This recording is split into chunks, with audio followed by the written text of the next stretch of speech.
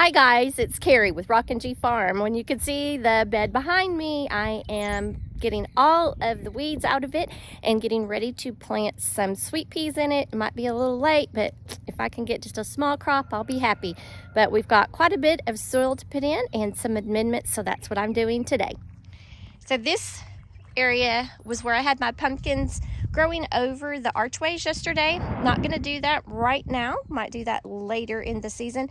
But I have 3 bags of raised bed soil, so I'm going to put those in this front bed. A little bit of the black cow manure, and just kind of get this a little bit refreshed before we go get some more soil from the landscaping place and get this planted up. I will put peas on both sides in each bed, so that might take me a little longer, but I'm going to go ahead and get that done today, and we'll see you in a bit.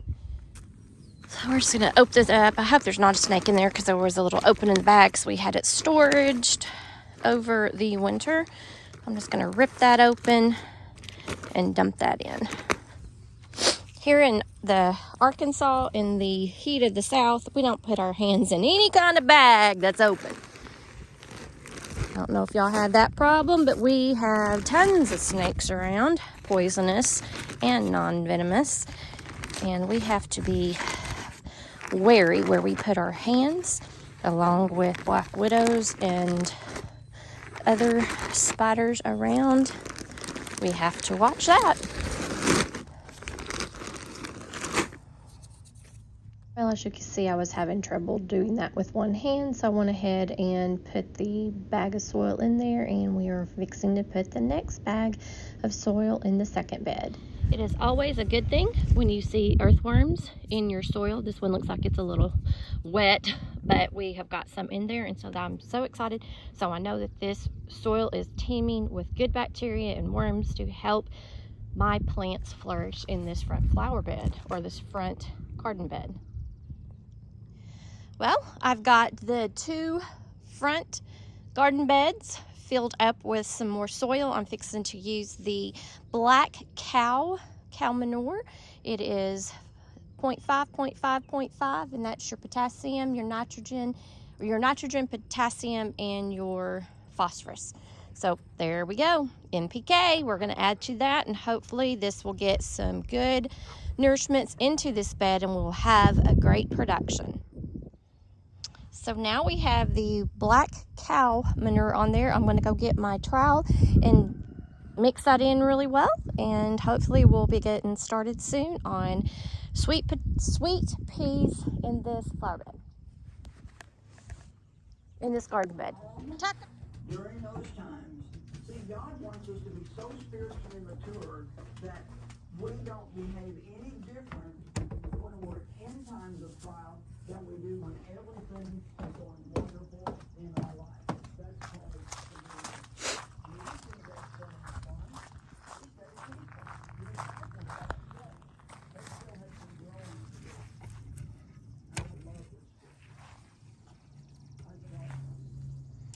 Okay guys, I'm just going to pour this water out. We are still needing some more soil for the back bed, so I'm not really for sure when we're trying to do that, because we have a lot of things that we are trying to fit into this week, because Hunter and I are off together this week, and it has been a very long time since we've been that. But since these seeds are probably about less than a half an inch, I'm only going to go down probably about an inch in the soil so that they can have enough energy to sprout and come up. So I'm getting them pretty close, probably about 2 inches from the trellis here, and I am also putting them probably about 2 inches apart. I want them to be pretty thick so that they can use each other as a trellis also. And also, with me not having that back bed ready yet, I really need to get these started. So we are doing this, and I'm so excited. Actually, what I'm going to do, I'm just going to lay them out on the ground for now so I can actually see what I am doing, so I don't double plant or get out of too much of alignment and spacing. I love growing in beds I love growing in trellises. It is so much easier to control your soil. It is so much easier to control weeds. So if you are becoming frustrated with gardening because of all the weeds, the soil, trying to amend all your soil, and it's just not draining properly, or just not getting what you want out of it, go ahead and try some raised beds. You can make your raised beds. My husband made these raised beds for me last year. I have also purchased some metal beds off of QVC. Some are about 12 inches tall and some are about 24 inches tall. It just depends on what I can find on sale at that time. I'm not that big into everything having to be matchy-matchy at this point. I just want to get started on my gardening. So this is what we're going to do for now. Also, a lady inspired me to do more trellis gardening last year, and I loved it. Not just because I got more food, because most of my stuff was done by the heat of the summer, because we are so hot and humid here that most stuff peters out pretty quickly. I'm going to go ahead and push these in the ground while I'm talking. So I will try to locate her YouTube channel and give her a plug, because she does a lot of these trellis beds with raised beds with them. She does have a lot of weeds in through that, but it's mainly because her beds are a little bit lower than mine. I like mine to be higher because I am getting up in the age, and I don't want to break my back, because I have been a nurse for 33 years and that's already broken my back and my knees. So I'm trying to work smarter, not harder on my body. But so far we've got these sweet peas planted. I will put on the screen what type these are. These are a no wilt type of sweet pea, and I think they're Abraham Lincolns or Abrahams, but let me put that on there. They do like cooler weather, but it's still in the 40 night here, so I think we'll be okay. And with me soaking these, they should be ready to germinate quickly for me and pop up pretty quick. So I am so excited. I love gardening. I am a master gardener here in my local community, and I am so excited about that. I haven't been able to be quite as involved as I wanted to this year, because I've had the birth of my 4th grandchild and fixing to have the birth of my 5th. So I have been doing the honey thing and been taking care of my family like a mother should. Don't get frustrated with me there. That's just my purpose. And I think as a mother, I think it's very important for moms to help their families out and to be a support system when they are in need.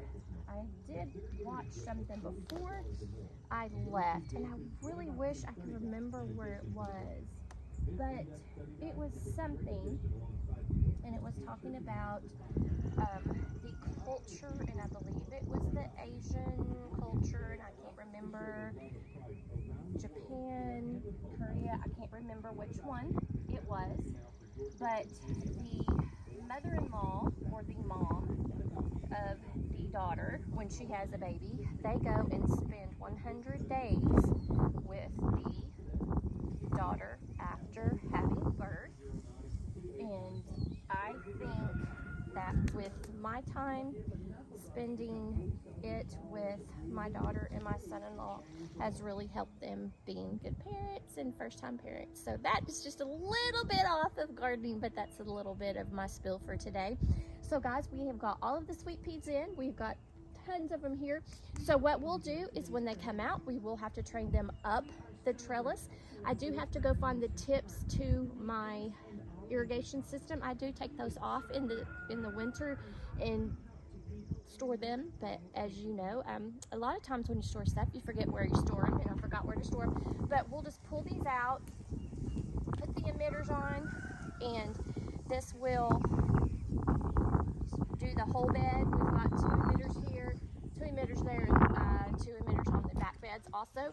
So I do have to do that, and that will take me a time because I don't have an idea where I put them. I don't remember if I put them in the greenhouse or where.